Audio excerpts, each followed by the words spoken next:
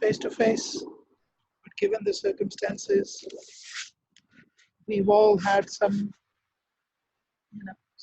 exposure to this, some more direct than the others. I have myself suffered from this particular illness for about 3 weeks, and it was quite difficult. So I pray that everyone is healthy and everyone is doing well. And Srila Prabhupada taught us that in such times we need to show compassion and be kind to each other, at the same time recognizing that everything that's going on is ultimately um, something that Krishna has approved, and hence we'll see it through together as devotees. And as per the GBC guidelines, we all are requested to follow the government guidelines of each country that we are in.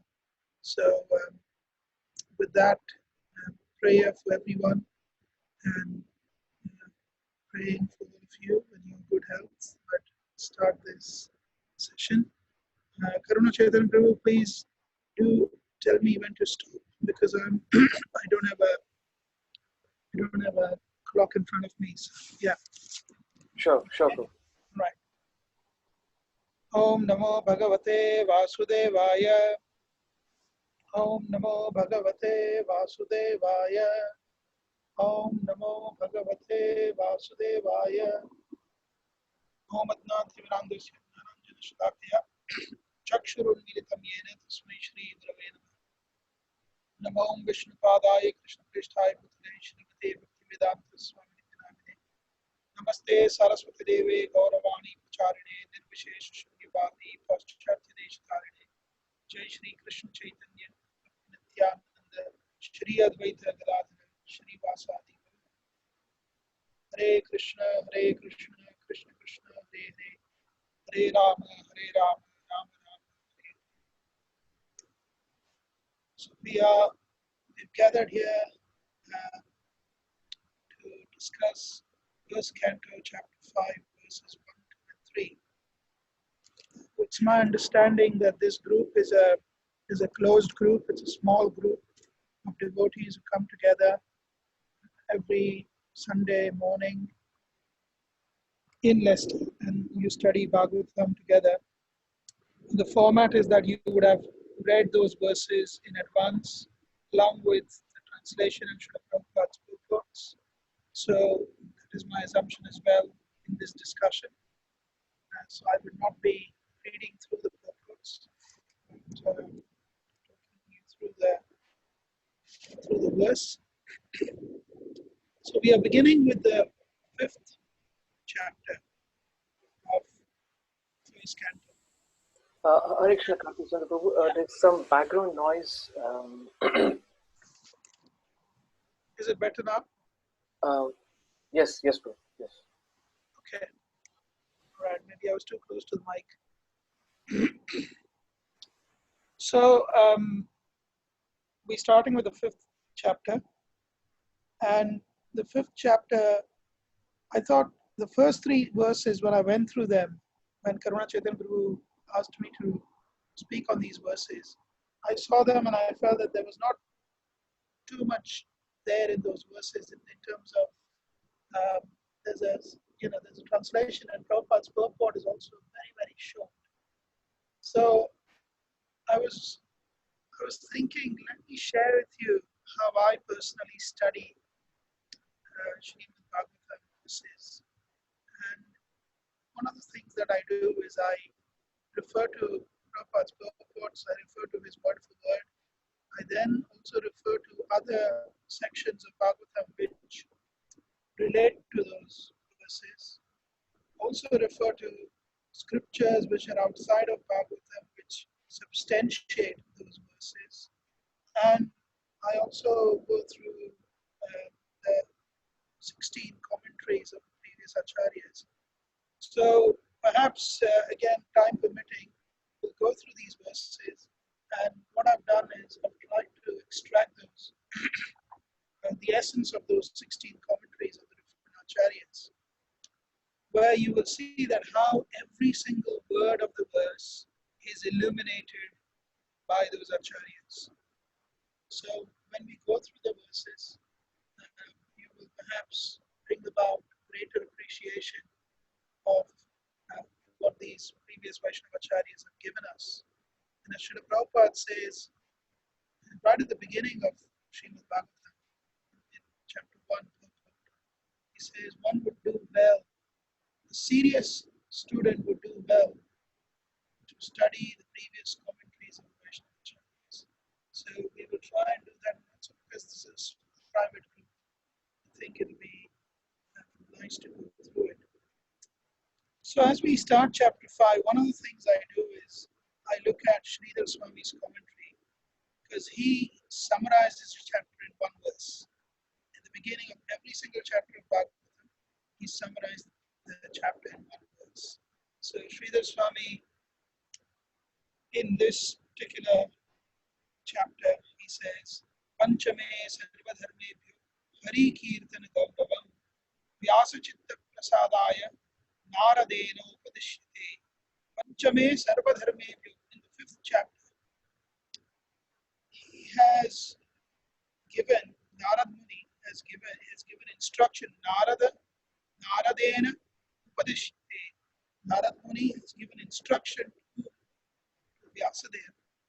What is the instruction? The essence of the instruction is Sarva Dharmebhyo Hari Kirtana Gauravam. Amongst all the dharmas, the highest dharma is to glorify Hari. Hari Kirtana Gauravam. That the importance of glorifying the Lord is the essence of this fifth chapter. Vyasa Chitta Prasadaya. Why did Narad Muni speak this chapter? Vyasa Chitta Prasadaya. Vyasasya Chitta Prasadaya. To make Vyasadev happy. So Vyasadev, as we know, is a Shaktavesh avatar of the Lord. Shaktavesh means one who is endowed with a particular potency of the Lord. Previous acharyas, Gaudiya acharyas have mentioned Vyasadev was endowed with the Gnana potency, the knowledge potency of the Lord. So the Lord has 6 potencies, and the knowledge potency in full was endowed to Vyasadeva.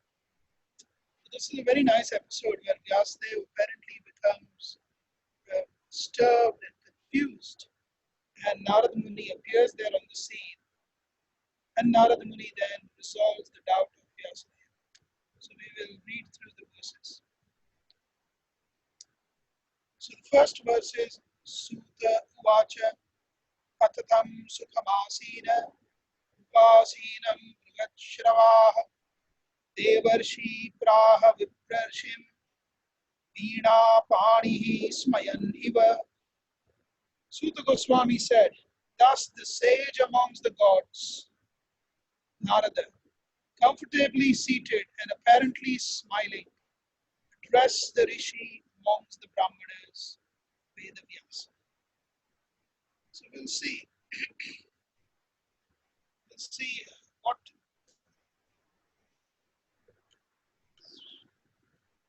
what the verse actually says.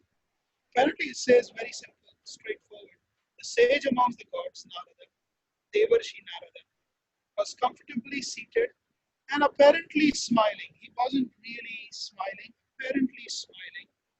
He addressed the Rishi amongst the Brahmanas, who is Vyasadeva. So, Vyasadeva is referred to as Vipra Rishi. Vipra means Brahmana, and Rishi means great sage amongst the Brahmanas. Whereas Narad Muni is referred to as Deva Rishi, means the great sage amongst the Devatas. So we'll see how the Acharyas have eliminated this. But before that, let's understand Tatam Sukhamasina. Sukhamasina means, Sukham means happily, Asina, having sat. Bruhat Shravaha. Bruhat means huge, Shravaha means glories. One whose glories are worldwide or universe-wide famous. Such personality was seated happily. Devarshi. Who was that personality? Deva Rishi. He was the Rishi amongst the demigods. And what did he have in his hand? Veena Panihi. He had a Veena in his Veena Panihi. Panihi means hand. In his hand, he had Veena. So this is the description of Narad Muni, who is happily seated.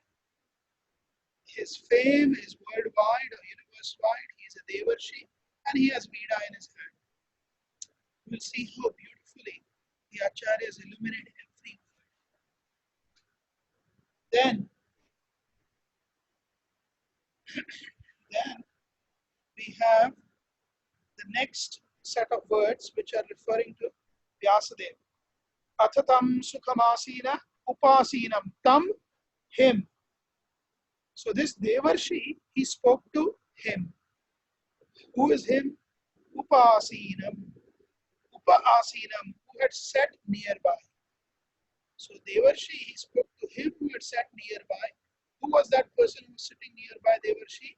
Viprarshi. He was the Rishi of the Brahmanas. So Vyasadeva. So the essence of the verse is Narad Muni, who was happily sitting there with his Veena, spoke to Vyasadeva, who was Rishi among the Brahmanas, seated nearby. How did he speak? Smayan iva. Smaya. The English word smile comes from smaya in Sanskrit, which means a little smile. Veena Pani. Smayan iva. So Narad Muni was as if smiling. Iva means as if. He was as if smiling. Praha. He spoke. Narad Muni speaks. So we see how each individual word is illuminated by the various acharyas. In the first set, I will mention the name of the acharyas and also mention which sampradaya they are from, so that you know. But then as we go along, I will refer the details again. So we see Sutta Uvacha, Athatam Sukhamasina. Why was Narad Muni seated happily? One may wonder. So Vijayadwaja is Acharya of Madhva Sampradaya. He says, Sukham Upavishtaha. He was seated very, very comfortably.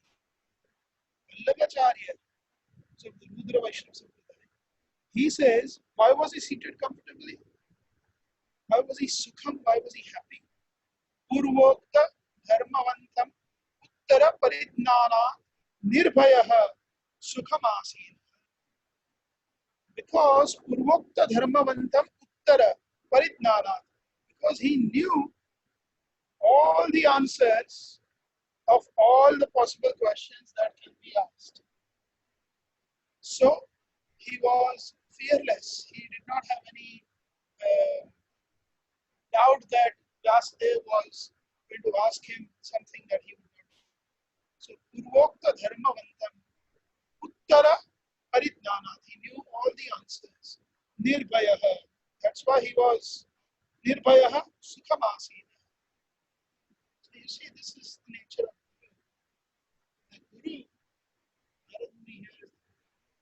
The Guru is essentially the knower of the answers to all questions. How is that possible for a living entity to answers to all questions? So it is explained by the Acharyas that this knowing is because for a disciple who is surrendered to the Guru, Paramatma, who is the Chaitya Guru, in the heart of the disciple and the heart of the Guru, that Chaitya Guru, that Paramatma, reveals the doubt of the heart of the disciple to the Guru, and the Guru in turn gets the answer from the Chaitya Guru, which he reveals to the disciple. And in this way, the Guru completely knows the heart of the disciple and is able to answer the questions. So Sukhamasina, here Narad Muni was very happily seated. As Vallabhacharya says, because Uttara Paridnanath, he knew all the answers. Guru knows all the answers possible. Nirbhayaha, he had no fear. Sukham asina. Then Upasina, who was seated nearby. What is the meaning of Upasina? Vyasadeva, seated nearby. Upa, Sridhar Swami says, Upa Samipe. Upa means seated close. Upa means close. Samipe. Asinam Viprarshim Vyasam. He was seated nearby. Vyasadeva, Viprarshi, he was seated nearby. Now, what is the sense of seating? Being seated nearby. Being seated nearby, you sit near someone for, the scriptures say, two reasons. One is you sit near someone who is close to you. Second is you sit near someone whom you reveal something confidential. So when one feels close to the and reveals his or her doubts confidentially to the Guru responds confidentially to the disciple. That is Upasina. That is so, in fact, the origin of the word Upanishad. Up means near, Ni means down, Shad. Shad is similar to Sanskrit, is similar to English, Sat, which means to sit. So Sat means to sit. Sit down near is Upanishad. So Upanishad is deep knowledge we are nowadays. That's only gained by sitting close to them. So here Upasinam.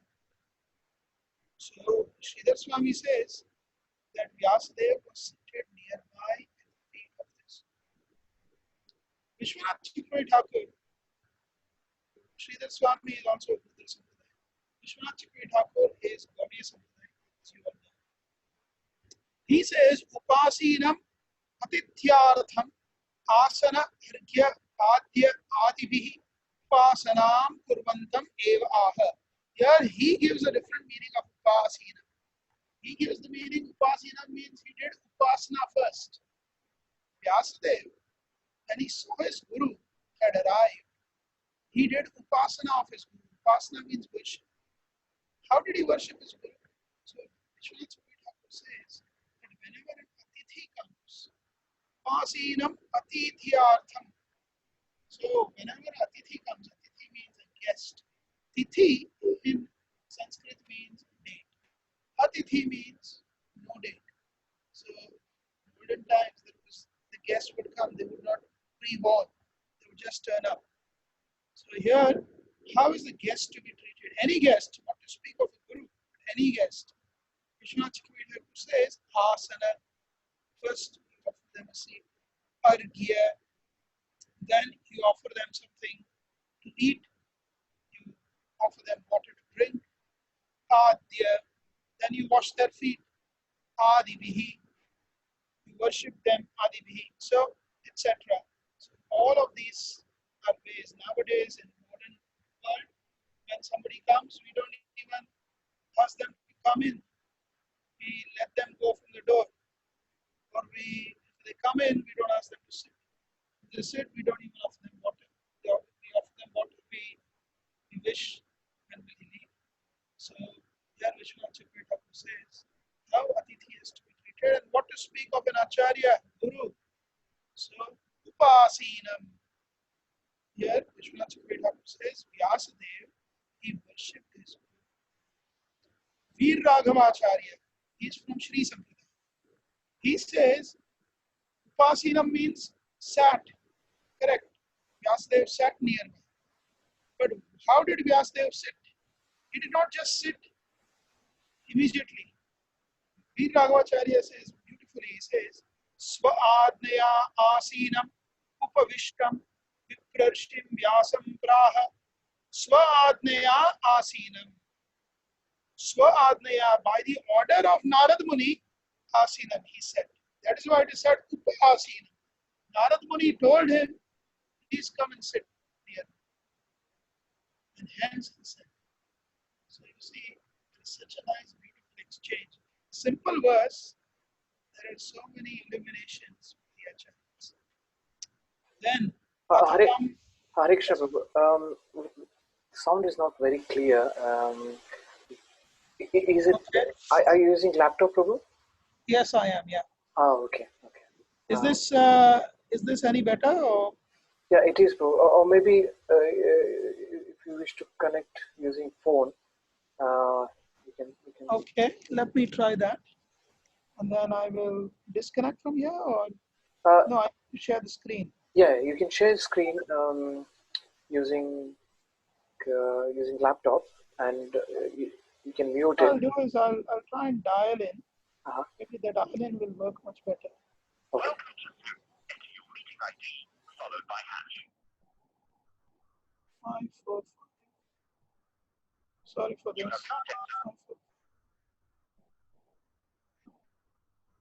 Can you read out the meeting ID, please? Yeah, sure. Sure. 5. This meeting ID does not exist. Please re-enter your meeting ID followed by hash. 545 It is just 026. yeah. It's 545-026-334. Okay. Dial again. Welcome to Zoom. Enter your meeting ID followed by hash. 545 026 334. 334.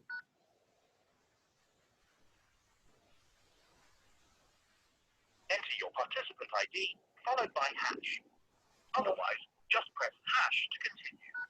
You are in the meeting now. There are more than 20 participants in the meeting. This meeting is being recorded. You are muted. Or unmute yourself by pressing star. It's now echoing. It's not recording. Oh, no, sorry. It was echoing. So what you'd need to do is mute one of them. Okay. So if you mute the computer,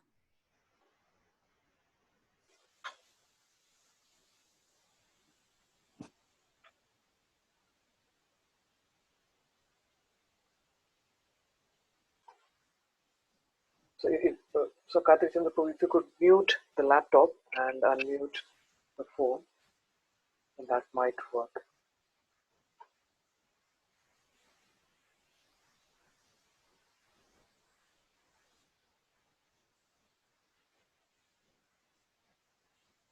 We can't hear you, Karthik Chandra Prabhu. Sorry.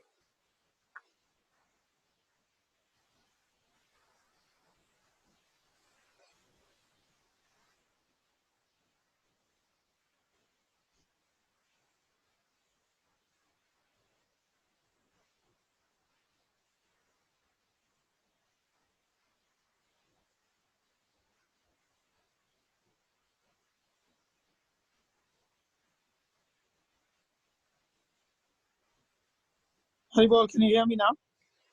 Yes, bro. We can hear you. Hari. Okay. Yeah, it's much better. Okay, it's much better, yeah? Okay, Yes. good. Okay. Thank you. So here we see, do you want me to repeat Upasinam, or it's you followed, yeah? Yes, bro. Yeah, I followed. You can continue, bro. You can continue. Okay, fine. Okay. Please tell me when to stop, yeah? Sure, bro. Sure. Yeah. So then he says, Athatam sukham asina upasinam bruhat shravah. Bruhat shravah means, bruhat means great. And shravah means one whose fame. So shravah actually means fame. Bruhat shravah, one whose fame is great. So, you know, that sutta, this sutta that we are referring to, we call him sutta. Sutta means one who spoke, or one who speaks the scripture. But actually he had a name. His name was Ugra Shravah. Ugra Shravah means great or fearsome glory, or one whose glory is known in the three worlds. So here, Narad Muni is referred to as Brihat Shravah, whose glory is known worldwide or universe-wide. So Shukdeva is an Acharya of Nimbarka Sampradaya. He says, Brihat Kirtihi Aho Paropkaraya Mahanta Eva Yatantiti. Brihat Shravaha means Narad Muni had Brihat Kirtihi. His fame was huge or wide. And the reason was that Aho Paropkaraya, because he was very well known for his Paropakar, for being the well-wisher of everyone. Like our Srila Prabhupada, he would always sign, your ever well-wisher. What essentially Prabhupada was signing is that he was a Paropakari. He was only living to wish well to others, to give Krishna to others. Similarly, here Brihat Shrava means he had great fame because he would live, Narad Muni would live only for the welfare of others. This is Shukdev's, this is not Shukdev Goswami, this is Shukdev Acharya of Nimbarka Sampradaya. This is his commentary. Mahanta eva yatanti iti, Mahanta eva yatanti. He would endeavor, go out of his way, over and beyond, for the welfare of others. Just like our Srila Prabhupada, he went over and beyond. So that is why he is known as Brihat Shravaha in this verse. And Vallabhacharya, he gives another reason. He says Brihat Shrava means these are famous. He is very famous personality. Not only is he famous as Devarshi, but the other person he is speaking to is also famous as Viprarshi, Vyasadeva.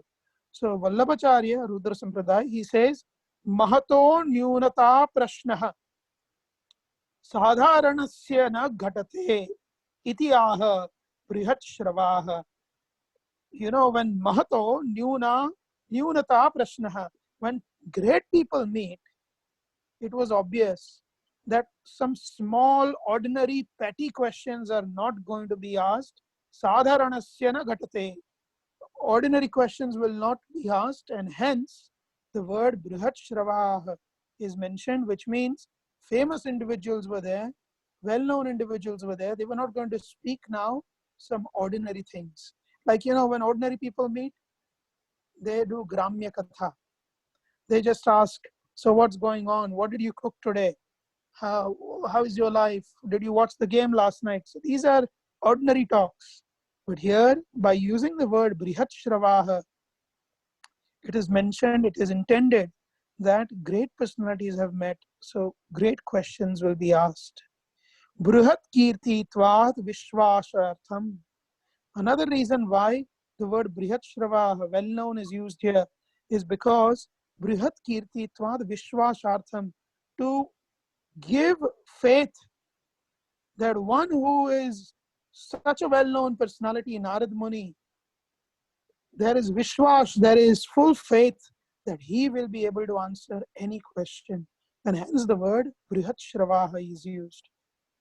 Then Narad Muni is referred to as Devarshi, the Rishi amongst Devatas. One of the meaning is that he had unprecedented access to all the three worlds.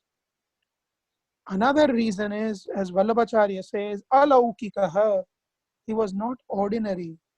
Deva also means, Div Dhatu also means one that is transcendental. So Deva Rishihi means one who was transcendental. He was not an ordinary Rishi. Praha Viprarshim, and he spoke to Viprarshi. Vipra means Brahmanas. Rishi means the Rishi of the Brahmanas.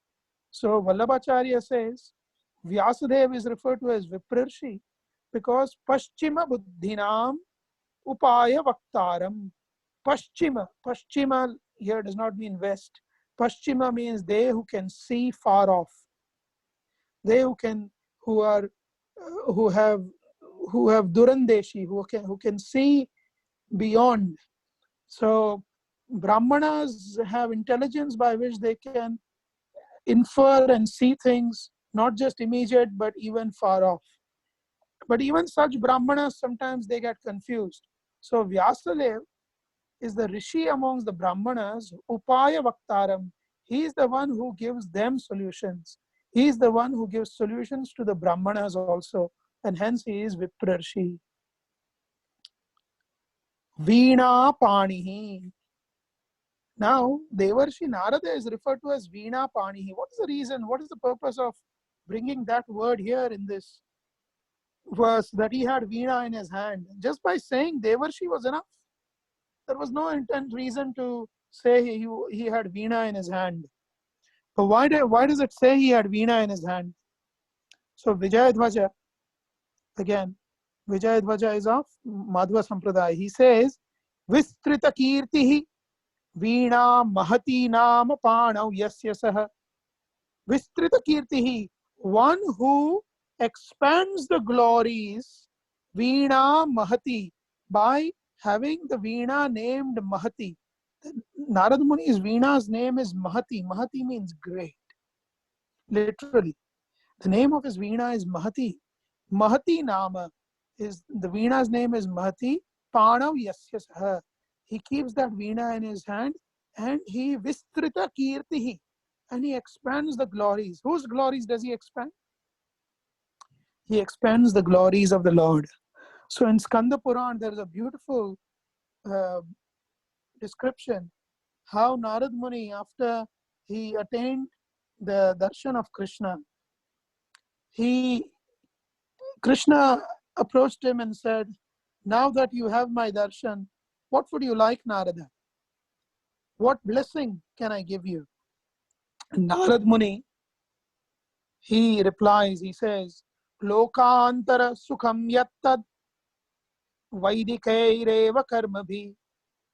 The happiness of this world, the happiness gained through the Vedas, the happiness gained through performing karma, devai pitradair labhyeta, and the happiness that one can get in the planets of the demigods or the planets of the Pitris.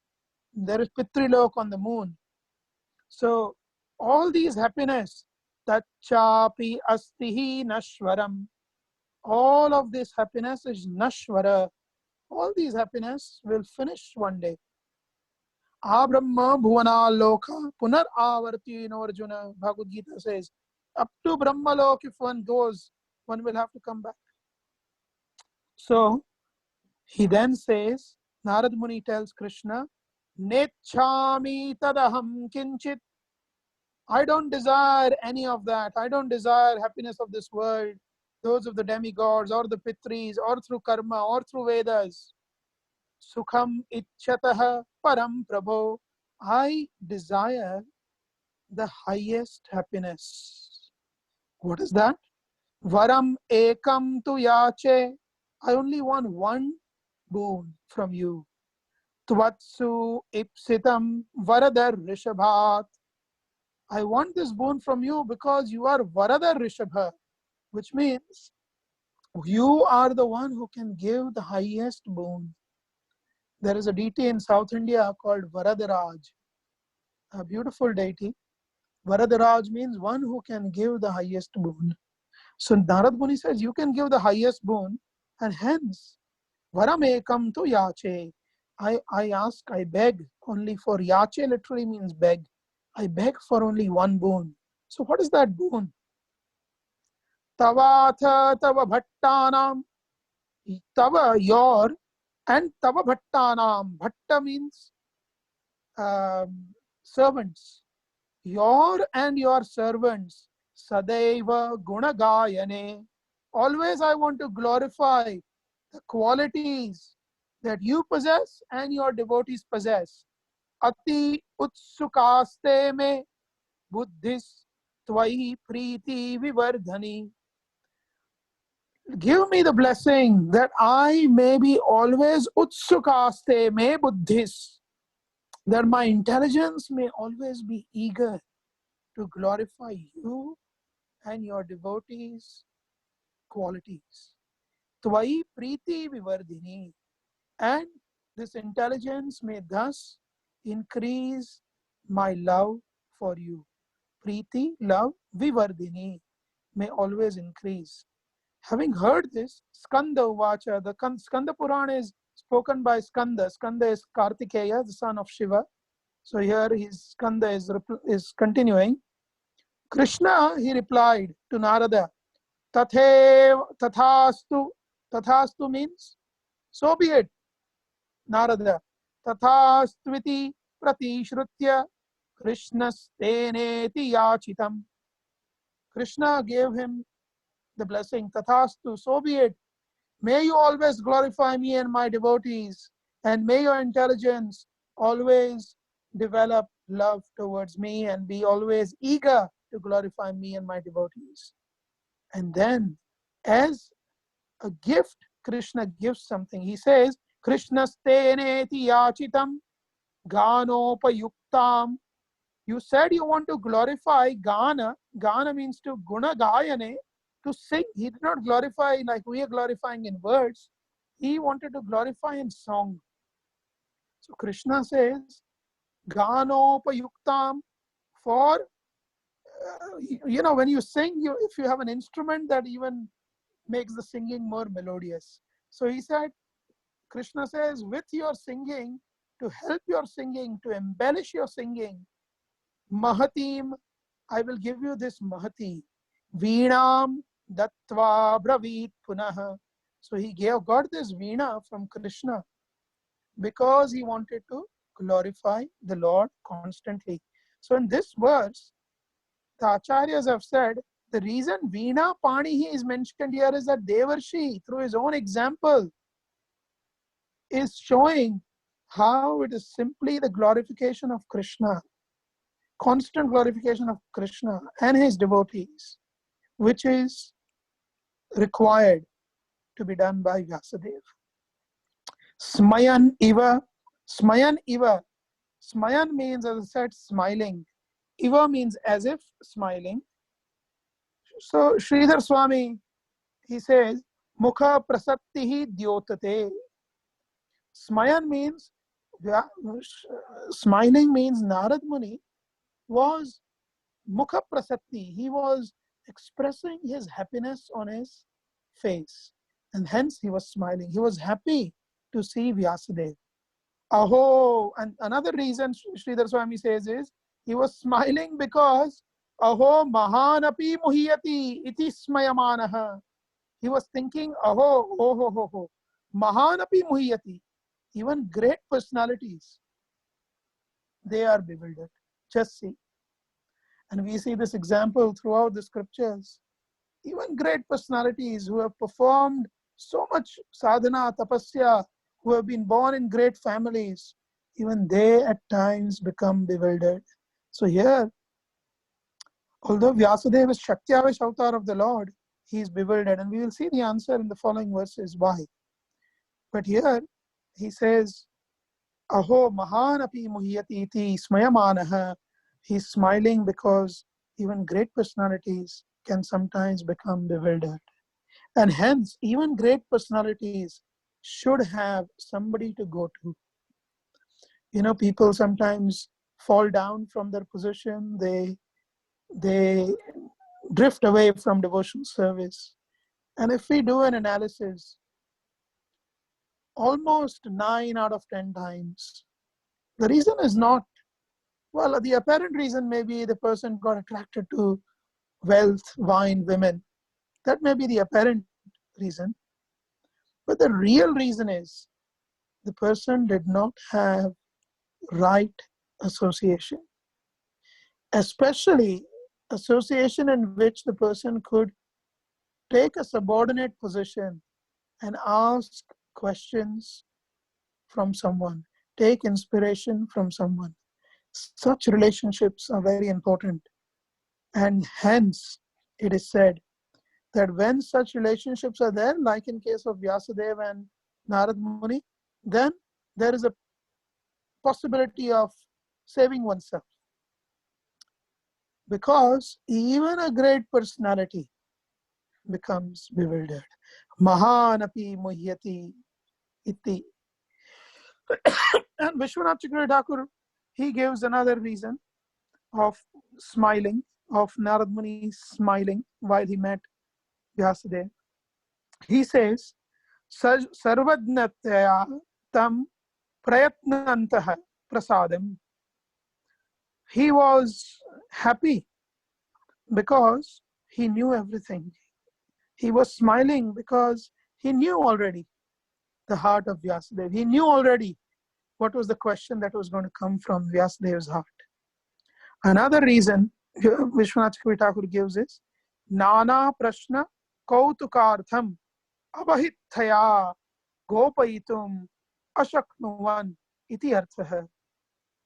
He was not able to resist the questions, the curiosity and the curious questions that Vyasadeva was going to ask. He was not able to Gopaitum Ashaknuvan, because he was not able to hide that. Gopaitum Ashaknuvan. Gopaitum means to hide, Ashaknuvan means not possible, because it was not possible for Narad Muni to hide the fact that Vyasadeva is going to ask such questions, curious questions of his dissatisfaction. Hence, because he was unable to hide, he had this slight smile on his face. Such beautiful illuminations from the Acharyas. In fact, Sridhar Swami even says, as if smiling. Iva means as if. So he wasn't smiling, he was as if smiling. See, in Bhagavatam, not a single word is without purpose. We just saw that, every single word here. So as if smiling. Now, why as if Iva? Sridhar Swami says, Iveti anadhikarat, anadhikarartham. As if smiling, because in essence, in reality, Narad Muni is Shakti-Avesh avatar, but so is Vyasadeva. So Narad Muni felt within, actually I'm smiling because he's going to ask me such questions, but anadhikarartham. But I do not really have adhikar to illuminate his mind. He is also Shakti-Avesh avatar of the Lord. How do I illuminate his mind? How do I help him? So he is as if smiling. And Vamshidhara. Vamshidhara is also Gaudiya Sampradaya. He also echoes that. He says, Ayogyata api iti abhiprayenoktam. Ayogyata, because Narad Muni felt, what can I answer to him? I mean, he is the knower of everything. Imagine somebody who knows so much approaches another person and says, oh, I have a question, I have a doubt. The immediate reaction is, oh, how can I help you? So that is why it's said, Iva, as if smiling. So this is the first verse. The second verse continues, Narada Uvacha, Parasharya Mahabhaga Bhavataha Kachidatmana Paritushyati Sharira Atma Manasa Evava. Srila Prabhupada translates, addressing Vyasadeva, the son of Parashara, Narada inquired, are you satisfied by identifying with the body or the mind as objects of self-realization? So what is Narad Muni then saying? Narada Uvacha, he's saying, O son of Parashara, are you satisfied by identifying with the body or the mind as the objects of self-realization? This is slightly confusing that Narad Muni would ask such a question. Are you satisfied by identifying body and mind as object of self-realization? So we'll see what it means.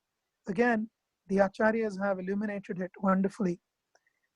So first of all, Narad Muni starts by saying these two words. These are Sambodhana. Sambodhana means, this is the 8th vibhakti, which means it's, in Sanskrit it is calling, like we have Hare Krishna. Hare is, the original word is Hara. But when you Sambodhana, when you call out someone, it becomes Hare. Similarly here, Parashara. Parashara is the Muni. The son of Parashara is Parashara. Like Vasudeva is the father of Krishna, and his son is known as Vasudeva. Krishna is known as Vasudeva. Similarly, Parashara's son is Parashara. Parasharya. Parasharya is, O son of Parashara. Mahabhaga. Maha, great. Bhag means fortunate. Oh, greatly fortunate one. So Vishwanath Chakravarti Thakur says beautifully, he says, Para Sharyeti Mahabhageti Abhyam Paitrika Sviya Prabhavavatah Api Koyam Vishada Paitrika Sviya Prabhavavatah. Although you have such great lineage, such great father, Skopi Ayam Vishada, why are you still so sad? Why are you still so upset? So Narad Muni is saying, you are son of Parashar Muni, who is such a great personality. So fortunate, you've had such a fortunate birth. Why are you still so sad? And Vallabhacharya, Rudra Sampradaya, he says, Parasharastu Ati Vaishnavaha. Parashar was not an ordinary person. He was Ati Vaishnava. He was not a Vaishnava. We are all trying to be Vaishnavas. We are Kanishta, Madhyama, Uttama. But Parashara was Ati Vaishnava. Ati Vaishnava means beyond the Vaishnava, highest of the Vaishnavas. Parasharastu Ati Vaishnavas Tat Putraha Katham Bhagavan Marge Sandigdha Iti. His son, how can he be confused? Katham, how? Bhagavan Marge Sandigdha. How can he have any doubt on the path of Bhagavan Marga, on the path of God realization? Hence, he uses the word Parasharya Mahabhaga. So the fact that Parashar Muni was Ati Vaishnava, it's, in Vishnu Puran, there is a beautiful pastime. Once upon a time, Vasishtha was in a gathering of 80,000 other rishis. They had all gathered on the bank of the Ganga to discuss various topics. One amongst them was, who is a great Vaishnava? That was one of the topic which was being discussed. And while they had gathered on the bank of the Ganga, Vasishtha's son is Shakti Muni. And Shakti Muni, while he was performing austerities in the jungle, was eaten up by a demon. But Shakti Muni left a son behind. And that son, his name was Parashara. So Vasishtha is the grandfather of Parashara. So Parashara was only 7 years old. And this 7-year-old Parashara, Vasishtha was chairing this assembly. He had this Parashara in his lap. Parashara was seated on the lap of Vasishtha.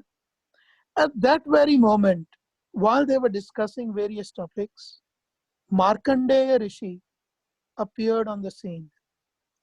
Now, Markandeya Rishi, he is 7 kalpas old. 7 kalpa, 1 kalpa is 1 day of Brahma. So 7 kalpa is millions of years. He's millions of years old. So everyone immediately rose in the assembly out of respect for Markandeya. And Markandeya and Vasishtha addressed Markandeya as, the most respectable, the oldest amongst all.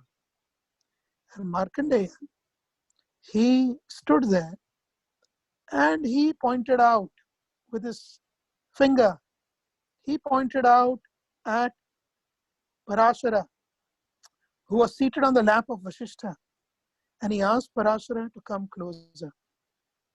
When Parashara stood up and went close to Markandeya, Markandeya paid his full Ashtanga Dandvat,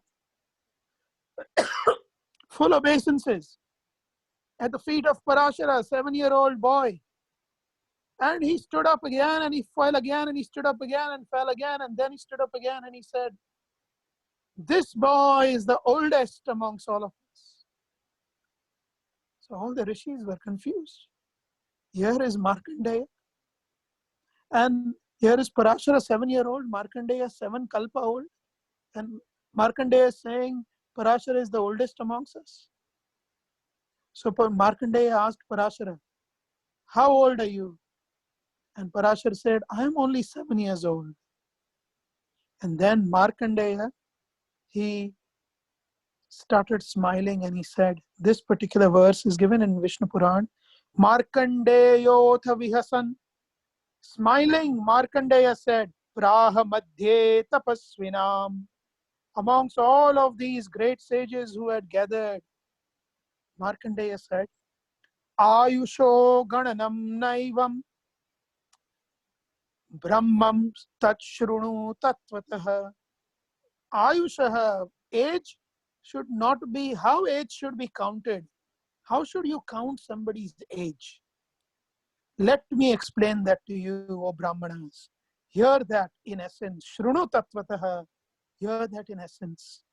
What did he say? Please listen carefully. He said, Yavanto hi shana jata. If you add up all the moments in your life, that is not your age. Yavanto hi kshana jata hari smrityaiva dehinam. Any embodied person, the number of moments he or she has spent in remembrance of Hari, in remembrance of Krishna, Hari smrityaiva, yavantahi shana jata. You take all those moments that one has spent in one's life in remembrance of Hari, eki krityaiva taneva, and then you sum total them. Eki kritya means sum them up. So take all the moments one has spent in life remembering Krishna, sum them all up. Gananam, karyam, ayushaha. And you calculate that, and that total is the real age of that person.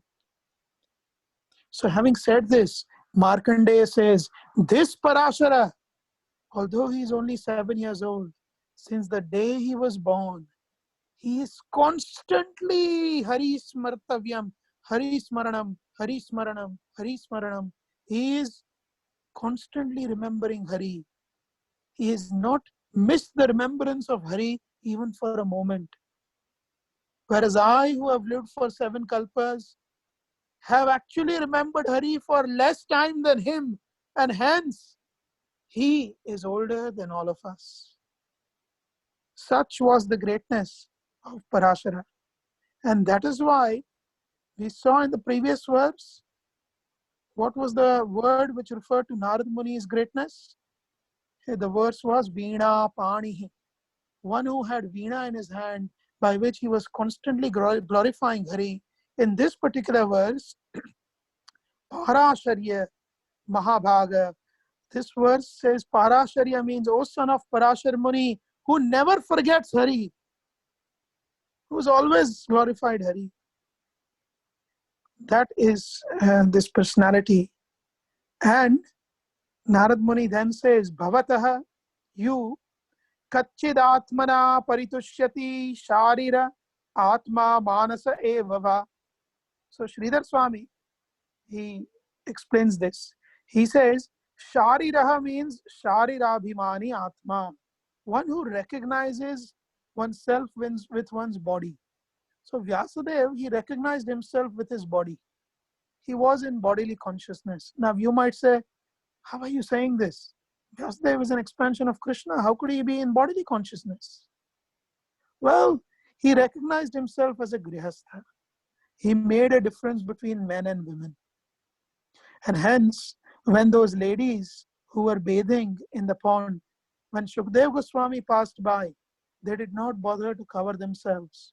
But when Vyasadeva passed, they immediately covered their bodies. Why?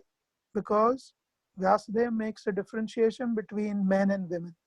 So he still differentiates on the platform of the body. So Sridhar Swami here says, I'm not saying it, Shariraha. This word Shariraha means Sharira Abhimani Atma, one who recognizes with the body. Atmana tena sharirena kachit kim paritushyati. Have you satisfied your body with your body? This is the question. Because you recognize your body, have you satisfied your body with your body? Or in other words, have you satisfied your body with the actions that you perform? Atma manobhimani tena manasa paritushyati kachit kimva. Sridhar Swami says, and your Atma is also manobhimani. You also recognize your mind. So you identify yourself with your mind also. Tena manasa paritushyati kachit kimva. Are you happy with your mind? Are you satisfied with the thoughts of your mind? So are you satisfied with the actions performed by your body and the thoughts of your mind? This is what essentially he is asking. In a roundabout way, he's asking, are you satisfied that with your body and your mind, you can achieve ultimate self-realization, which is what Prabhupada translates. So, Madhvacharya, he says, why only body and mind is mentioned? Intelligence is not mentioned. He gives that answer also. He says, Sharira manasa yoho abhedat upaya tathapi yujyate. Upaya tathapi yujyate. So, because mind and body can never go differently, intelligence can. So mind and body are mentioned here, intelligence is not mentioned here, because whatever is there in mind, body will follow. Mind and body will go together. Mind wants to eat ice cream when the body is suffering from cold. The intelligence may say, don't do it, but the mind wants, the body does. Hence, Madhvacharya, we all know who Madhvacharya is. So he has not written a full commentary on the entire Bhagavatam, but he has written Bhagavat Tatparya Nirnaya. The essence conclusion of Bhagavata. He has written a book. So this is from that. That's his commentary of Bhagavata, critical verses, important verses. So here he says, here, Swatantratvat, because of the independence, Atmanaiva hi alam buddhihi. Because buddhi, intelligence is kind of independent of mind and body. It can have its independent decision. Hence, here the intention is, Narad Muni understands that Vyasadev's intelligence is not satisfied by what he has done so far. But his body and mind may be satisfied. Hence, he is asking this question. Vijayadhvaj Acharya, who is also of Madhva Sampradaya, he says, Krutva avtara karyatvat paritushyati. He gives another angle. He says, Narad Muni is asking, are you paritushyati, means are you satisfied? Pari means completely. And in fact, in Greek, you have the word peri, P-E-R-I. Like in the English word, you have, it's a prefix, which means complete, like perimeter. Perimeter means around a circle or around a particular shape. The entire border of the shape is perimeter. So peri is, that prefix comes from this Sanskrit prefix, which is pari, which means complete. Paritushyati means, are you completely satisfied? Now, Vijayadvat says, Kritva avtara karyatvat. Have you finished the work that you were set about to do as an avatar, Vyasa? Oh Vyasa, you came, you appeared as an avatar for a particular purpose. Every avatar has a purpose. So you appeared as an avatar with a purpose. Have you paritushyati? Have you been completely satisfied by performing the duty or fulfilling the purpose of that avatar? This is also another reason why he uses the word paritushyati. And kachit means, it's a soft way of saying, are you? Soft way. You know, in Sanskrit, you can also say kashchit, which will be a very hard way of asking, like with an authority. But here, Narad Muni is choosing the word kachid, which is a softer way of, very mrudu, very soft way of asking. Have you been satisfied completely by the body and mind? Like that. So, the last verse, and we'll stop. But let me just check on time. How are we doing on time? Should I stop? Should I? Please continue, Prabhu. Okay. So, the last verse here, Jijna Sitam. Again, this needs to be in white. Jijna Sitam. susampannam. Jijnasitam susampannam apite mahadadbhutam kritavan bharatam yastvam sarvartha paribramhitam. Your inquiries, Narad Muni continues, your inquiries were full and your studies were also well fulfilled. And there is no doubt that you have prepared a great and wonderful work, the Mahabharata, which is full of all kinds of Vedic sequences elaborately explained. So he's glorifying his work, Mahabharata. He's glorifying that his inquiry is full. And what he has done, he has accomplished it well. So here again the Acharyas illuminate. Jijnasitam. Sridhar Swami says, Natumishtam dharmadiyat. Jijnasitam means generally people have jidnasa. Jidnasa means inquisitiveness. For what? Dharma, artha, kama, moksha. Only one of the four. You see in this world, everyone, they follow dharma, they follow artha, they follow kama, they follow moksha. Now we are all in quarantine, or we are all in this lockdown. We all want to be out, free. So we all want moksha. Even an atheist wants moksha right now. Dharma. Everyone follows dharma. So you might say, oh, how is that possible? Thieves don't follow dharma. No, even thieves follow dharma. Let's say 5 thieves, they went and they looted a bank. After going back to their hideout, what will the thieves say? Okay, now we have looted the bank. We have got 5 million pounds. Let us divide equally amongst us 1 million each. See, they want to follow dharma.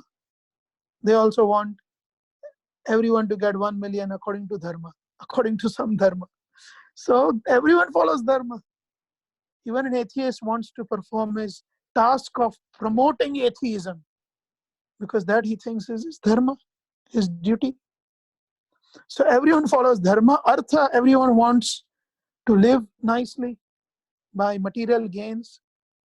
Kama, everyone wants to fulfill their desires. And moksha. So Sridhar Swami here says, Jijnasitam, whatever everyone wants, dharma adiyat, dharma adi, dharma, artha, kama, moksha, everything you inquired, well, you have inquired, you have thought of. You thought of what everyone will want. And Vijayadwaja, he says, Lokanam natum ishtam. Jijnasitam, you did not think of dharma, artha, kama, moksha because you wanted it. Vijayadwaja clarifies, Lokanam natum ishtam. People want to know. People want to know how to increase dharma, artha, kama, moksha. And Vallabhacharya, he also says, Vicharitam. Jijnasitam means vicharitam. You thought, you contemplated. Sarva loka hita acharanam. You thought for the benefit of all the people. So you have thought, and after thinking thoroughly, susampannam, you achieved. Samyak jnatam, Sridhar Swami says. You understood, you knew completely. How can I give dharma, artha, kama, moksha to these people? How they can gain it? Vishwanath Chakravarti Thakur says, Nacha tava shastra jnanam kinchid apekshitavyam. In fact, susampannam means your shastra jnana, knowledge of scriptures, kinchid na apekshitavyam. Even a little is, is not a little short, which means it is complete. Susampannam is complete. It's not even short by a little bit. There is nothing left in your understanding. Tad alabdhi mulakaha ayam vishada. So the cause of your vishada, of your sadness, is not because you have not got full understanding. It is something else. So, and then Vallabhacharya, he says, Susampannam means Sushtu Sampannam. Sushtu Sampannam means that which is perfectly accomplished. You perfectly accomplished the task of inquiring how I can give dharma, artha, kama, moksha to these people, and you perfectly accomplished it by writing the Mahabharata. We will come to that. So the next word is api. See, you can see acharyas, they focus on every word. Api, Sridhar Swami says, api shabdat anushtitam cheti arthaha. Api means definitely. Sridhar Swami says, anushtitam, definitely. You have definitely accomplished everything that you wanted to accomplish. And sometimes in the commentaries of the acharyas, we also see how the acharyas may have had a different version of a different version of the verse. So here Sridhar Swami has said, Ai iti pathe sambodhanam. Ai. So Sridhar Swami's copy of this Bhagavatam, perhaps he had multiple copies, and one of his copy, it doesn't have api, it has Ai. So he comments on that also, alternative reading of this verse with Ai. So the alternative reading, he says, Ai means oh, sambodhanam. It means he is addressing Vyasadev. Oh Vyasadev. If it is Ai, it means oh Vyasadev. If it is api, it means anushtitam, which means definitely. Veer Raghavacharya, he says, api shabdaha prashnadyotakah. He takes a different meaning. He says, Jijnasitam susapannam api. Haven't you attained everything by your inquiries? So he takes this api prashnadyotakah. He takes the word api as question. So Narad Muni is asking a question. Haven't you attained everything through your inquiries? Te means you. Mahad adbhutam. What you have attained is mahad adbhutam. Mahad and adbhutam. So Radha Raman Goswami is he's guru of Vishwanath Chakravarti Thakur. He's Gaudiya Sampradaya. He comments Mahad Granthaha. Granthataha. Mahad means great, through great scripture. Adbhutam Arthaha. Adbhutam means unbelievable, astonishing meaning.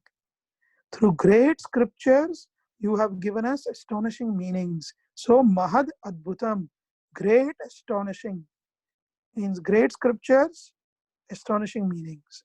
Veer Raghavacharya of Shri Sampradaya, he says, Mahad Vipulam. Mahad means great, means huge. So you have created a huge number of scriptures you have composed. Ati Adbhutam Shabdataha Arthataschaiva Chitram Bharatam. Shabdataha Arthataha. Adbhutam means astonishing. Why are your scriptures, the one you have composed, astonishing? Especially Bharatam, Mahabharat. Why is it astonishing? Because Shabdataha Arthataha. The words you have used are astonishing, and the meaning of those words is even more astonishing. It's such a wonderful scripture that you have composed. This Mahabharat. Kritavan means composed. Bharatam. Bharatam means Mahabharat. Yastvam, which you have composed. You have composed this Mahabharat. After all your inquiries, you have finished composing everything, and your last composition is Mahabharat. So listen to this very carefully.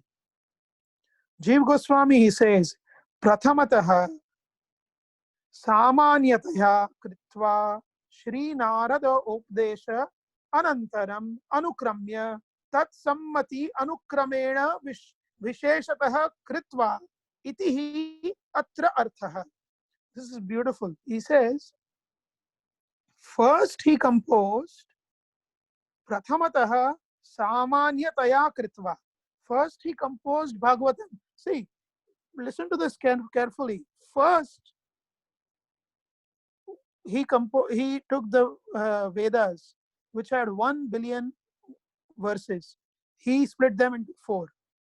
Then he took the Puranas, who were all one Purana. So Yajurveda was one Veda, he composed into 4 Vedas, or compiled into 4 Vedas. Then all the Puranas, the millions of verses of the Puranas, he composed into 18 Puranas.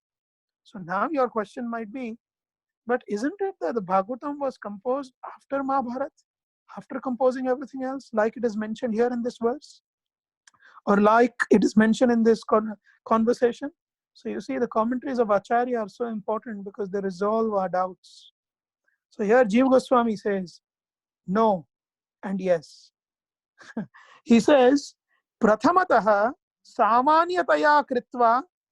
First, he composed Bhagavatam. Yes. So he composed, when he composed the 18 Puranas, one of the 18 Puranas he composed was Bhagavatam, but it was only composed in gist.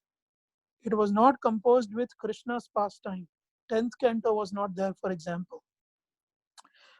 When did he embellish the Bhagavatam, expand it, and when did he add the 10th canto? Shri Narada Upadesha Anantaram. After getting this instruction from Narada, Anukramya, later on, Tat Sammati Anukramena Visheshatah Kritva. Then he specially added those expanded sections. So the sequence was, the Vedas were composed, then the Puranas were composed, then Mahabharata was composed, then Vedanta Sutra was composed as the essence of everything that he had written. Vedasya antaha iti Vedantaha. That which is the end of the Vedas is Vedanta. He composed that. And after that, he was still unsatisfied, which is when Narad Muni came, which is when Narad Muni said, you are not satisfied because you have not sufficiently glorified the Lord. Which is when he goes back to the Bhagavata that he had originally composed, and he added the pastimes of the Lord throughout the Bhagavatam. This is explained by Jiva Goswami in his commentary. Beautiful commentary. Vamshidhara, he says, Na kevalam bharatam kritam. It is not that he wrote only Bharatam, Mahabharata, Shabda Brahma, Param Brahma, Mamobhe Shashwati Tanu. In 6th canto of Bhagavatam, chapter 16, verse 51, Ananta, he tells Chitraketu Maharaj, Bhagwan Ananta, he tells Chitraketu Maharaj, Shabda Brahma, Param Brahma. This Shabda Brahma, the Vedas, Mama Ubhe Shashwati Tanu, and the Parabrahma, which means the deity of the Lord. Prabhupada translates it as deity of the Lord. Other acharyas have said the effulgence of the Lord. The effulgence of the Lord and the Vedas. Shabda Brahma means the Vedas. They are Mama Ubhe. They both are my Shashwati Tanu. They are both my body. So, Vamshidhara, he says, not only did he compose Bharat, he actually composed the Vedas, which are the body of the Lord. And still he was unsatisfied. And we see this verse is quoted by Jiva Goswami. He says, Matsya Puran says, Ashtadasha Puranani Kritva Satyavati Sutah. After completing all the 18 Puranas, then Satyavati's son, Chakre Bharatam Akhyanam, then he wrote Mahabharata. So Jiva Goswami says this is the opposing verse. This is the verse where people get confused, because here the verse says, after composing 18 Puranas, then Bharat was composed, Vedarthai Upabrahmitham, where the meaning of the Vedas was expanded in Mahabharata, which was composed after the 18 Puranas were composed. But then Jiva Goswami quotes this verse and he says, in Bhagavatam, 1st canto, 7th chapter, verse number 8, it says, Sa Samhitam Bhagavatim, this Bhagavat Samhitam, Kritva Anukramya.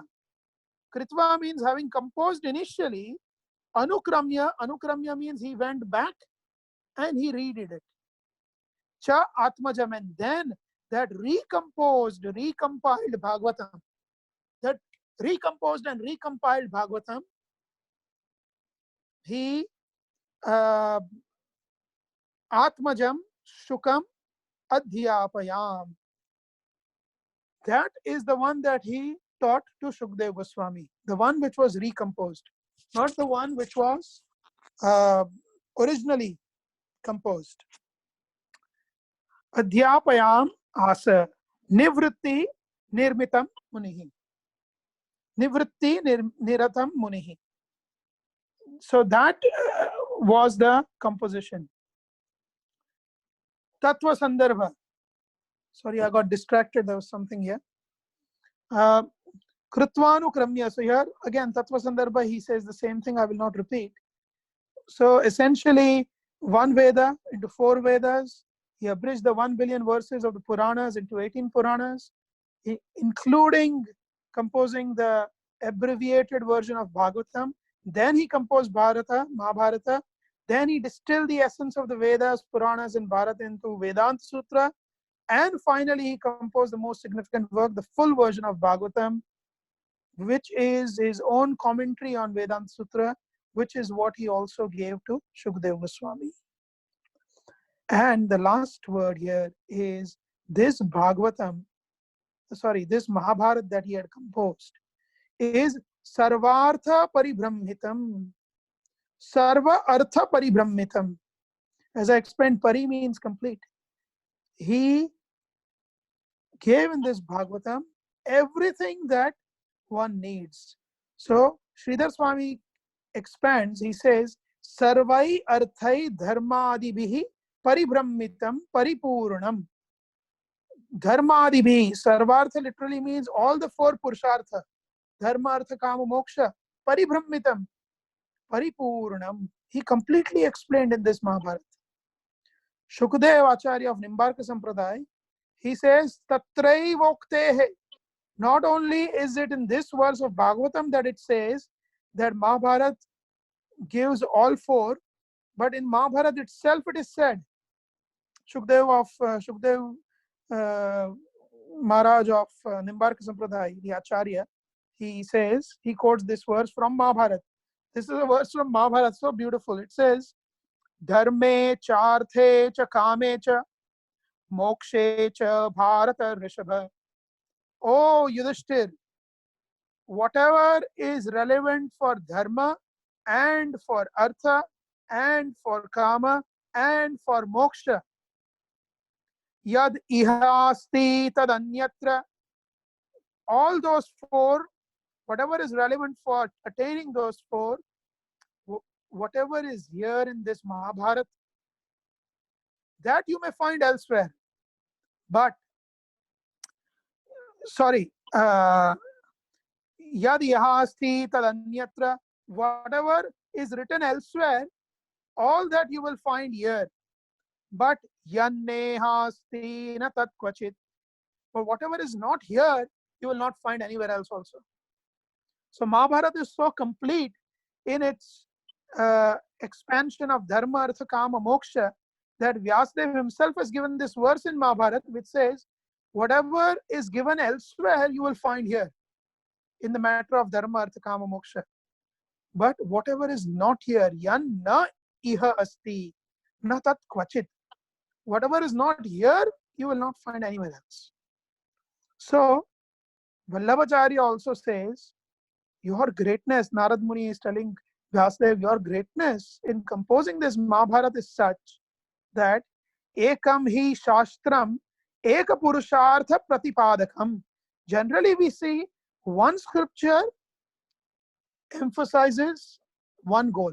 So there are, for example, many dharma shastras.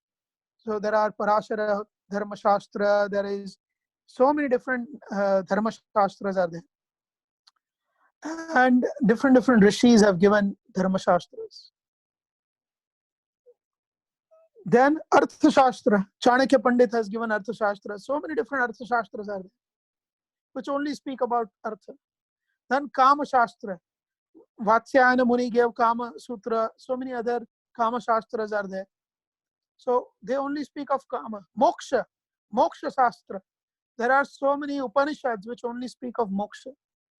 But the glory of Mahabharata is Sarva Artha Paribrammitam. That one book, Ekam hi Shastram Eka Purushartha Pratipadakam. Vallabhacharya says one scripture generally will only emphasize one Purushartha. Bharatam too, but in the case of Mahabharata, Dharma Adi Chatushtaya Pratipadakam. But in case of Mahabharata, all the four, Dharma, Artha, Kama, Moksha, Pratipadakam, have been explained, have been expanded on. That is why Sarvartha Paribrahmitham. So that is that's the end of this presentation. This is how we understand these verses. Now, if anyone has any comments, questions, clarifications, or any corrections, then please let me know. Hare Krishna, Kartik Chandra Prabhu, this is Prajumna. Oh, Haribol, Prabhu, I didn't realize you were there. I wouldn't miss it. So good to hear that you're feeling much better and that you're coming out of the illness that you were in. So really happy to hear your voice and really happy to hear that you're been doing much better. And thank you so much for joining us this morning. Your presentation was mind-blowing. It was so detailed and really very exciting. I think we could continue with the next 3 verses. But please do continue supporting us during this time, and we'll try and connect with you and book you in for some classes. Even on Sunday afternoon, I'll share some dates with you, and it'd be great to have your association in this way. I'm happy to be with you, Prabhu. Thank you so much. There was, I do have a question, and it's about the smiling.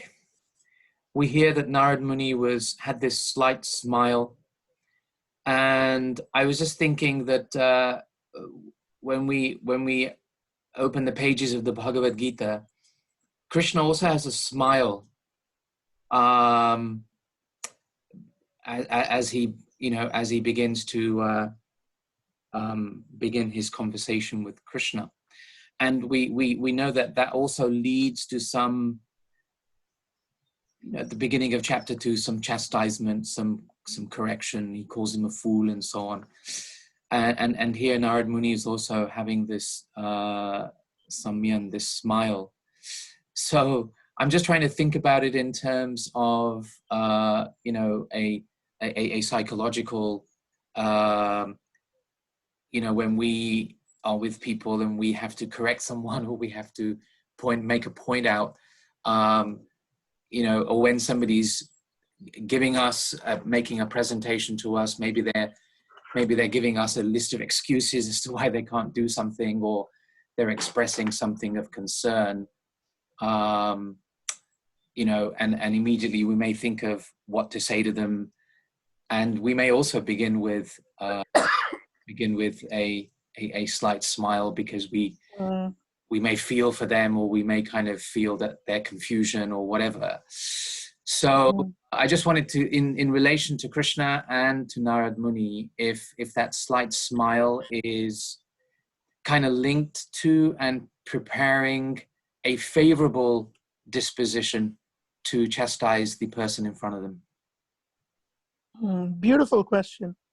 And I won't repeat the question because everyone would have heard it. It's online. So yeah. So yes, Prabhu, that's my understanding as well. In fact, I'm sharing the screen where the word smayan is described by the acharyas. So I would like to bring out 3 important things when it comes to correcting someone, when it comes to addressing someone. We can understand from these commentaries of the Acharya 3 qualities, perhaps more, but at least 3, of Narad Muni when he's smiling and the reason for his smile. So Sridhar Swami says, Mukha prasattihi dyotate. Prasattihi literally means a good disposition, well disposed, one who is coming across as somebody who is,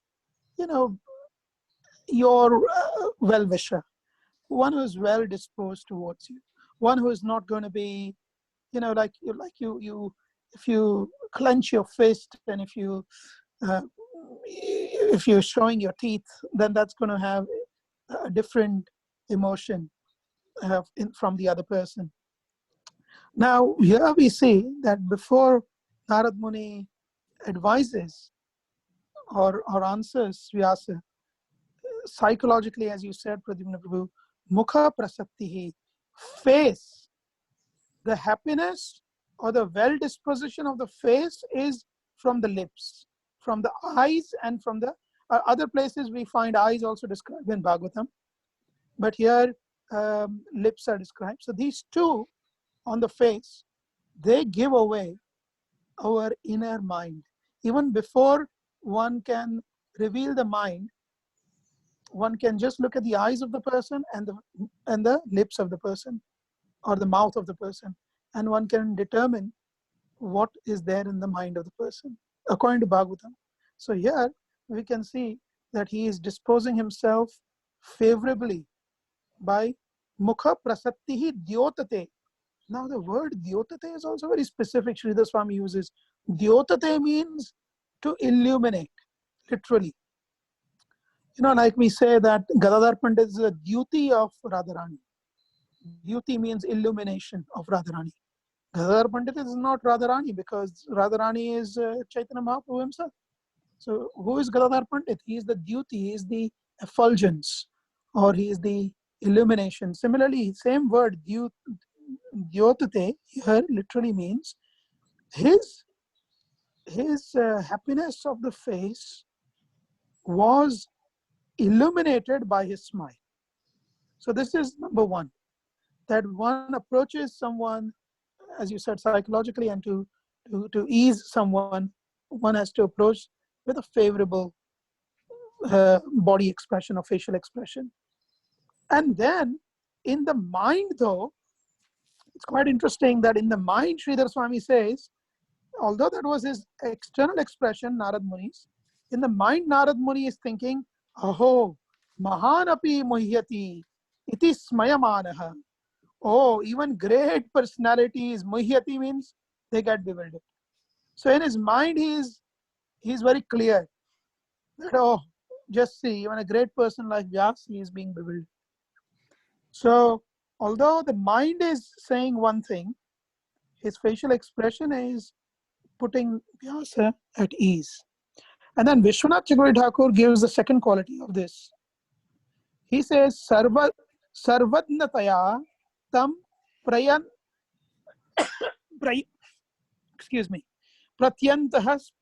prasadam, it should be. Sarvadnataya tam prayatnatah prasadam. So he is Nana Prashna Kautukartham Avahithaya Gopayitum Ashaknuvan iti arthaha.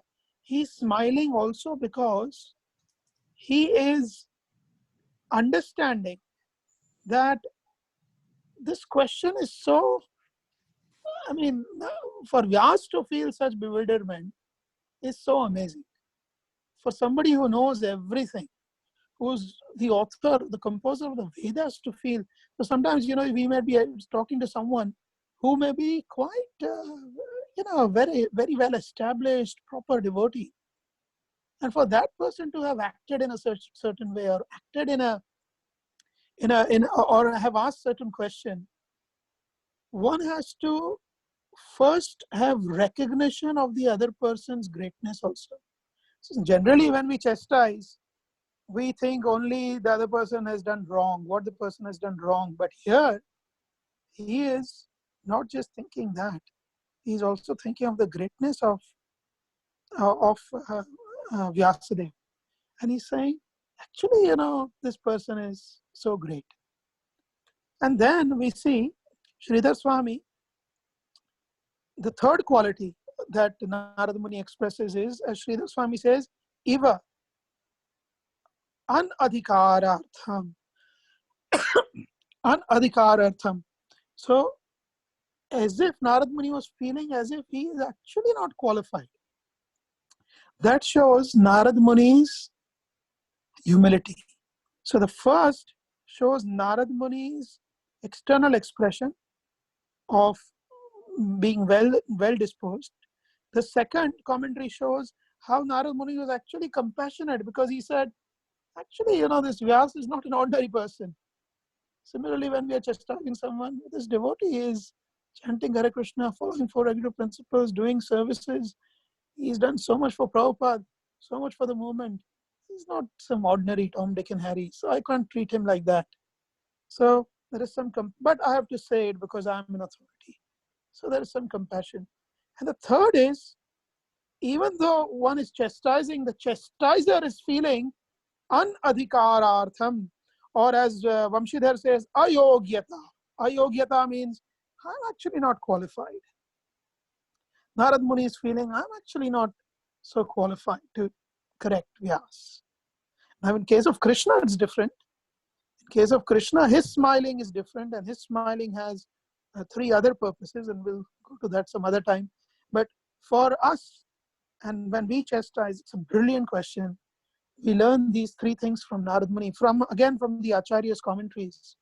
I'm quite dull-minded, so I don't speculate much. I go by the commentaries of the previous Acharyas and Prabhupada, and we see these 3 points.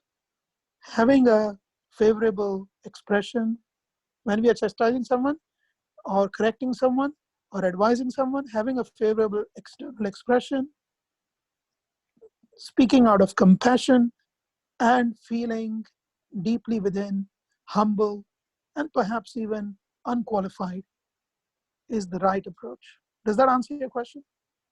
It does, Prabhu. Yeah, thank you so much. That was beautiful. Thank you for that insight. Yeah, thank you. Any other questions, comments, or corrections? Hare Krishna, Karthik Chandra Prabhu. This is Santosh here. Haribol. Haribol Prabhu, thank you for a wonderful class. It was Mahad Adbhutam. Your class was Mahad Adbhutam. I'm getting a little bit bewildered with something really, which you already answered. I always kind of asked myself that how did the Puranas kind of glorify Srimad Bhagavatam when Srimad Bhagavatam was the last work of Vyasadeva? And you clearly answered that we already had the abbreviated form of the Bhagavatam. But then certain sections in Padma Puran and Skanda Puran, they glorify Bhagavatam and say that the first chapter and the second chapter, like in Padma Puran, it says that the first and second cantos of the Bhagavatam, like Sri Krishna's feet and all. So are they referring to the abbreviated form of Bhagavatam? And what would you say about the Devi Bhagavatam? I always kind of had this question, so I thought I'll ask you, Prabhu. Apologies if it's quite silly. No, it's not silly. Nothing is silly. So the first question about Padma Puran. See, Padma Puran and Garud Puran are the two Puranas where Bhagavat Mahatmya has been given in sufficient detail. So Padma Puran, it does not glorify any particular chapter or canto. It's not canto by canto glorification. So for example, there is Gita Mahatmya also in Padma Puran. And in Leicester, we spoke about Gita Mahatmya from Padma Puran, where every chapter of Bhagavad Gita is glorified. There is a glory for every chapter of Bhagavad Gita. It's a conversation between Lord Shiva and Parvati Devi. So similarly, the conversation between Lord Shiva and Parvati Devi continues, and where Parvati asks about glories of Bhagavatam. There in Padma Puran, Lord Shiva does not go canto by canto glorification of every canto. He simply describes Bhagavatam as the 12 cantos of Bhagavatam as the 12 limbs of the Purusha, or the 12 limbs of Krishna. And then that's all he says. And then he gives the pastimes of Dundukari, and he explains how Narad Muni once met Bhakti Devi, and she had two sons, Jnana and Vairagya, who were old and withered away. So like that, it's a very detailed pastime. I'm not going in those pastimes. But Padma Puran does not specifically glorify any canto. Now, as far as Garud Puran is concerned, that glorifies Bhagavatam as being spoken to Uddhava by Krishna, and how that came about. and how Uddhava then spoke to the queens of Dwarka. That is mentioned in Garud Purana. So both of these Puranas, they glorify Bhagavatam, but actually Matsya Puran glorifies Bhagavatam, Markandeya Puran glorifies Bhagavatam, Brahman Puran glorifies Bhagavatam, and Brahma Puran glorifies Bhagavatam.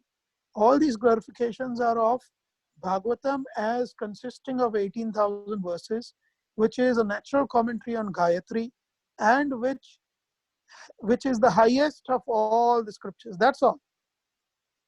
So other than Garud Puran, Padma Puran, the other Puranas simply give the mana. Mana means the measurement of Bhagavatam, and glorify essentially its greatness, but not the specificity of any individual verse or canto or chapters. And hence, it is understood that these cantos and chapters as we know it, they were all composed later. Anukramya. Anukramya means what? He revisited. Kritva Anukramya. So here we see in this verse, Kritva Anukramya. Kritva is in Sanskrit.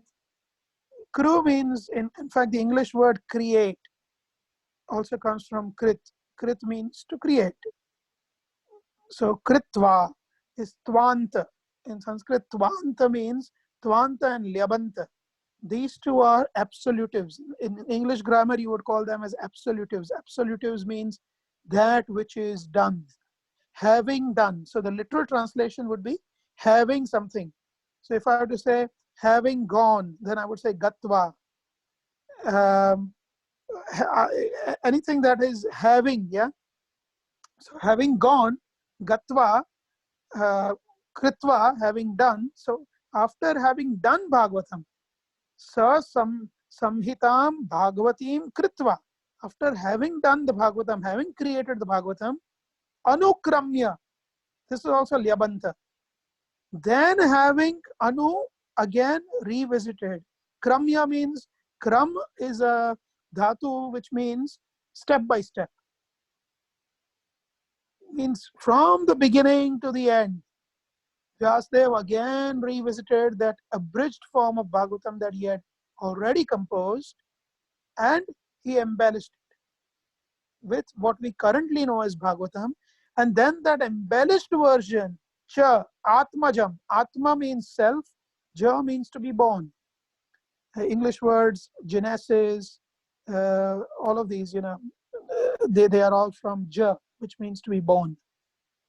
So Atmajam means born from the self. Who is born from the self? The son. So he gave his own son Shukam, named Shuka, Adhyapayamasa. He had taught his son, which one? Which Bhagavatam? The second version. So this is the understanding of your first question, which is how the Puranas are glorifying. They are only glorifying the original abridged version of Bhagavatam. And then the second question, what do you think of Devi Bhagavat? So what do I think? I have no thought of Devi Bhagavat, but I will go by what Bhaktivinoda Thakur has said about Devi Bhagavat. And he has said it in no uncertain terms. So Bhaktivinoda Thakur has very openly in Krishna Samhita, in Jaiva Dharma, he has said that Devi Bhagavata is just some Pandits who are worshippers, who are from Shakta Sampradaya, who are worshippers of Kali. They got together and they just cooked up a literature. They cooked up a literature, a false literature, which they called as Bhagavat, and which they promoted as Bhagavat in Bangladesh, in Bengal. Even in your Orissa, it is quite famous. People read Devi Bhagavat quite often. And that Devi Bhagavat has essence is that everything, the Supreme Personality is Devi, and everything comes from Devi. In fact, Krishna also gained his Bhagavatatva. He became Bhagavan also because of blessing of Devi, and all these kind of things are mentioned, which are, number one, not substantiated by any other scripture. So therein lies the biggest fault, that whatever Devi Bhagavat says, there is no substantiation in other scripture. The other thing is, Devi Bhagavat is not mentioned in any other Puranas.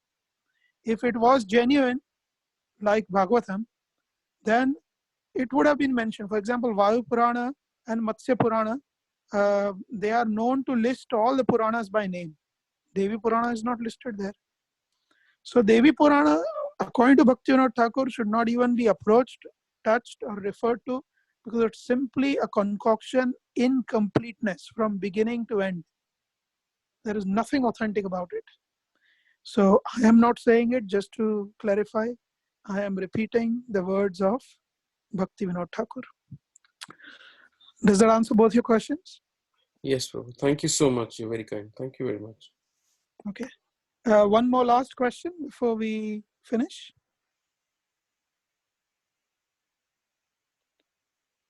Anyone else? This Shashidhar here. Just want to say thank you. It's been a great Sunday morning to listen to you to the verses as well as references by different acharyas. Thank you very much. Hari Bol.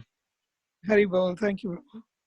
Okay, so thank you everyone for joining this morning. Karuna Chaitanya Prabhu, thank you for arranging this. And I pray that everyone remains safe and healthy and continue studying Srimad Bhagavatam diligently, verse by verse. As you can see, every verse has so much depth. Every word of Bhagavatam is not spoken without a purpose. And we can see that the acharyas have given so much emphasis on every single word. In fact, Mahaprabhu says, Prati shloke, prati akshare. He says not only every word, but every shloka, but every word and every akshara, every syllable of Bhagavatam has a meaning. So we should try and endeavor to understand Bhagavatam in the association of devotees, as Mahaprabhu has instructed us. Bhagavata pado Vaishnavera sthane. So Bhagavatam should be learned from a Vaishnava who has taste for Bhagavatam and in the association of other Vaishnavas. So like that, you all continue very nicely. And I'm very, very much indebted that you're all doing Srimad Bhagavatam study. And Pradyumna Prabhu, thank you so much for facilitating it. And Karuna Chaitanya Prabhu. Okay, Srila Prabhupada ki jai. Samved Bhakta Vrinda ki jai. Jai. Thank you, Kartik Chandra Prabhu ki jai. Yeah. Jai. Thank Prabhupada you. ki Hare jai. Krishna.